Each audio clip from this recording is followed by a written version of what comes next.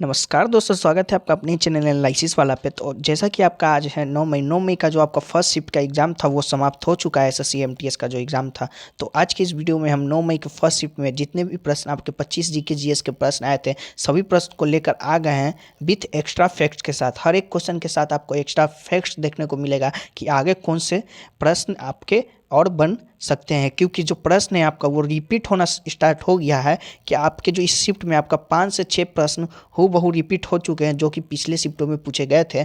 और कुछ तो प्रश्न हमारे पीडीएफ से कि चार से लगभग 5 प्रश्न हमारे पीडीएफ से, जो कि टॉपिक्स बाय पीडीएफ आपका टेलीग्राम चैनल पे भेज दिया गया था, उससे ही आए हैं। तो आप पीडीएफ अगर नहीं पढ़े हैं तो जाकर टेलीग्राम पर भेज दिया गया है, उस वहाँ से जाकर आप पढ़ लीजिएगा, जो कि आपको फ्री में उपलब्ध कराया जा रहा है हर दिन का।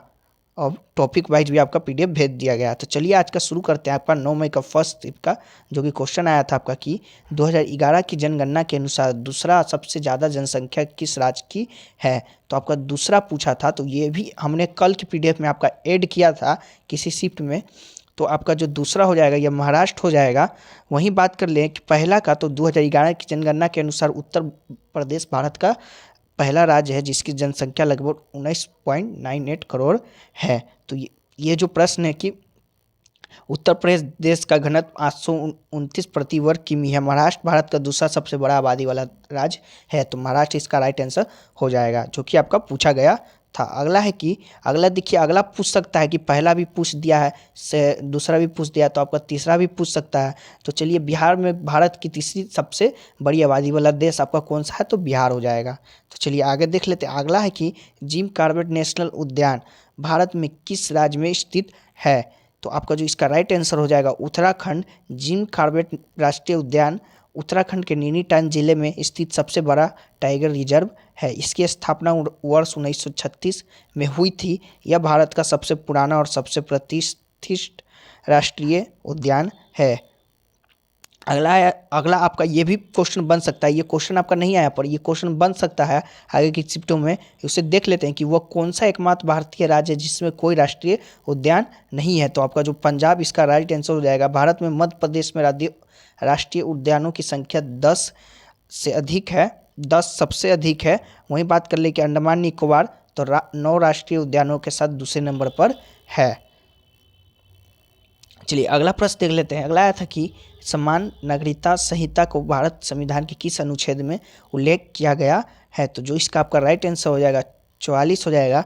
भारत में समान नागरिकता संहिता प्रत्येक नागरिक को शासित करने के लिए एक आम समूह के साथ देश में प्रत्येक समूह धार्मिक समुदाय के ग्रंथों और रीति रिवाजों के आधार पर व्यक्तिगत कानूनों को बदलने का प्रस्ताव है। संविधान में राजनीति निर्देशक तत्व सिद्धांत रूप के अनुच्छेद 44 में समान नागरिकता संहिता के लिए एक प्रावधान है, जिसमें कहा गया है कि राज्य पूरे राज्य में नागरिकों के लिए एक समान नागरिकता संहिता को सुरक्षित करने का प्रयास करेगा। तो चलिए, अगर आपको इसका जो फैक्ट्स है अगर नहीं पढ़ना होगा, सिर्फ आपको क्वेश्चन और आंसर देखना होगा, तो आप वीडियो को स्किप भी कर सकते हैं। चलिए अगला प्रश्न देख लेते हैं कि कोशिका भित्ति का प्रमुख कार्य क्या होता है। तो कोशिका भित्ति का प्रमुख कार्य जो आपका कोशिका को आकृति प्रदान करना एवं प्रोटोप्लाज्म की रक्षा करना काम होता है। अगला आया था कि सरस्वती सेन का संबंध किस नृत्य से है। तो सरस्वती सेन का संबंध जो आपका कथक से है। सरस्वती सेन कथक के प्रमुख भारतीय प्रतिपादक है। सरस्वती सेन को 2004 में संगीत नाटक अकेडमी पुरस्कार जो कि आपका मिला था। वहीं देख लेते हैं और किसका और कुछ महत्वपूर्ण। तो माधवी मिर्दल जो कि आपका ओडिसी से संबंधित है। नानी सिंह जो कि आपका कथक से संबंधित है। राधा रेड्डी जो कि आपका कुचिपुड़ी से संबंधित है। तो आप ये भी नोट में याद रखिएगा। अगला है कि आत्मा पांडुराम ने 1867 में किस समाज की स्थापना की। तो ये क्वेश्चन भी आपका जो कि ये पिछले शिफ्टों में पूछा गया है, रिपीटेड क्वेश्चन है, तो इसका जो राइट आंसर हो जाएगा प्रार्थना समाज हो जाएगा। तो जो 1867 में आत्मा पांडुराम ने प्रार्थना समाज की स्थापना की। प्रार्थना समाज का मुख्य उद्देश्य लोगों को केवल एक भगवान के विश्वास करवाना और केवल एक ही भगवान की पूजा करना है। तो ब्रह्मा समाज जो कि आपका राजा राम मोहन राय जी ने स्थापना किया था। वेद समाज जो कि केशव चंद्र सेन तथा के श्री धरलू ने किया था। आर्य समाज जो कि आप दयानंद सरस्वती जी ने किया था। अगला है कि लावलीना बोरगोहेन किस खेल से संबंधित है? जो आपका इसका राइट आंसर हो जाएगा बॉक्सिंग हो जाएगा।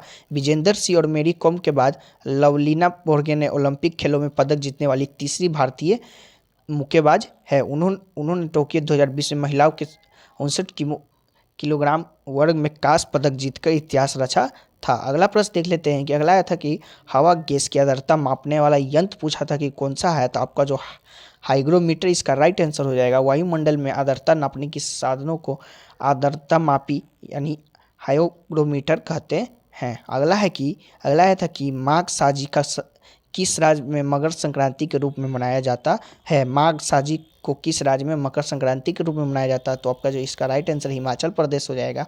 मकर संक्रांति को महाराष्ट्र और गोवा में माघी संक्रांति या हल्दी कुंकू के रूप में मनाया जाता है। राजस्थान में मकर संक्रांति को संक्रांत के नाम से भी जाना जाता है। अगला आया था कि म्यांमार की सीमा किस राज्य से नहीं लगती है? तो आपका ये क्वेश्चन था कि म्यांमार का सीमा किस राज्य से नहीं लगती है। तो आपका जो इसका ऑप्शन राइट ऑप्शन के अनुसार हो जाएगा। आपका सिक्किम ऑप्शन में दिया हुआ था तो सिक्किम आपका राइट आंसर हो जाएगा। वहीं बात कर लेते हैं कि सिक्किम भूटान चीन और नेपाल के साथ अंतर्राष्ट्रीय सीमा साझा करता है। वो अरुणाचल प्रदेश नागालैंड मणिपुर और मिजोरम म्यांमार के साथ अंतर्राष्ट्रीय सीमा साझा करता है। चलिए अगला प्रश्न आया था कि महाराष्ट्र के लोकप्रिय लोक नृत्य में के रूप में जाना जाता है। तो जो आपका इसका राइट आंसर हो जाएगा लावनी हो जाएगा। तो ये भी क्वेश्चन आपका जो पिछले शिफ्टों में आपका पूछा गया है तो लावनी जो इसका आपका राइट आंसर हो जाएगा।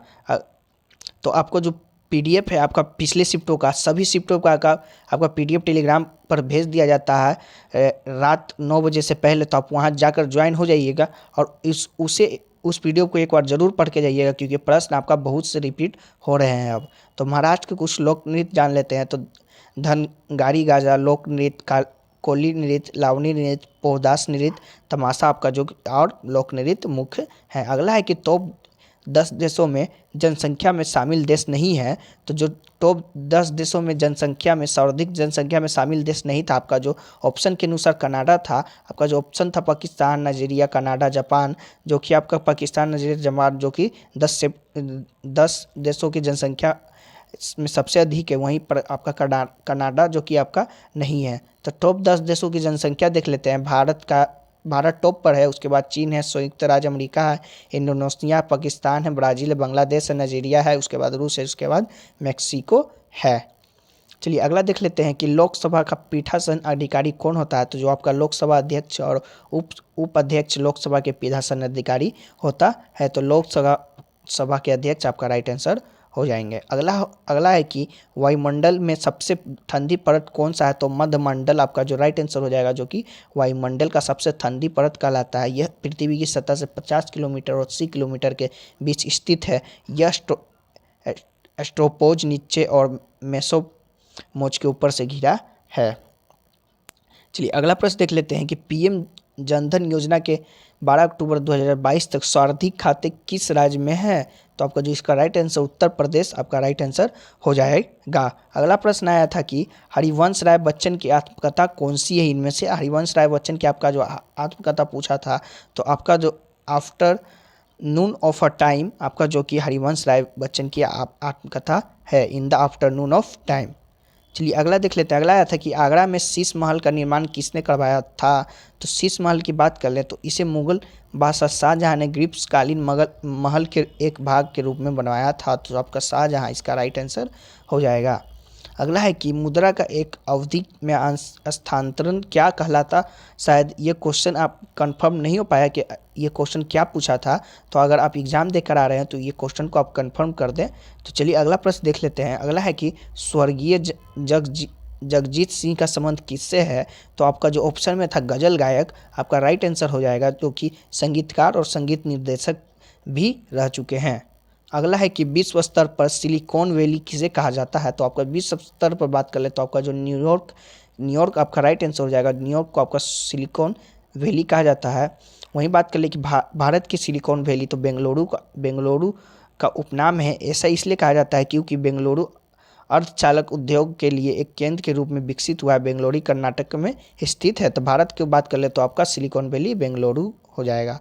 अगला देख लेते हैं कि तुझुके जहांगीर किसने लिखी? तो वो तुझुके जहांगीर की आपका बात कर ले तो मोहम्मद जहांगीर खुद अपनी आत्मकथा लिखी थी।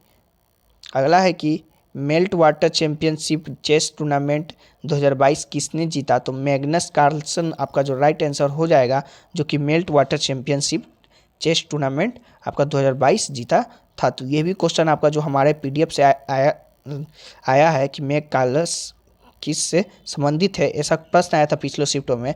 तो आपका जो फैक्ट्स के रूप में आपका ये भी जोड़ दिया गया था।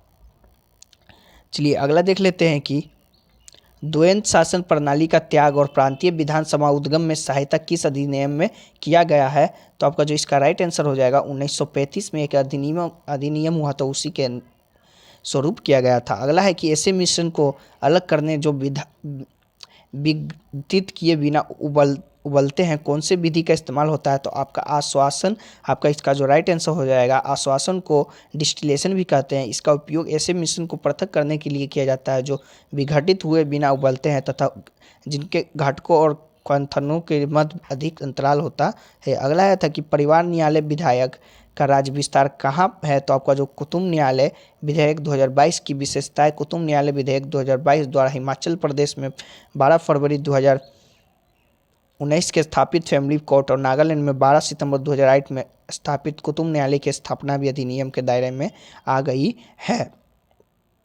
तो आपका जो हिमाचल प्रदेश हो जाएगा, इसका आपका राइट आंसर हो जाएगा। तो लीजिए आपके रहे आज के आपके 9 मई फर्स्ट शिफ्ट के क्वेश्चन, जो कि 100% आपका रियल है। तो इसी तरह के एनालिसिस पाने के लिए हमारे चैनल को सब्सक्राइब कर लीजिएगा। तो मिलते हैं नेक्स्ट शिफ्ट की वीडियो में, तब तक के लिए जय हिंद जय भारत।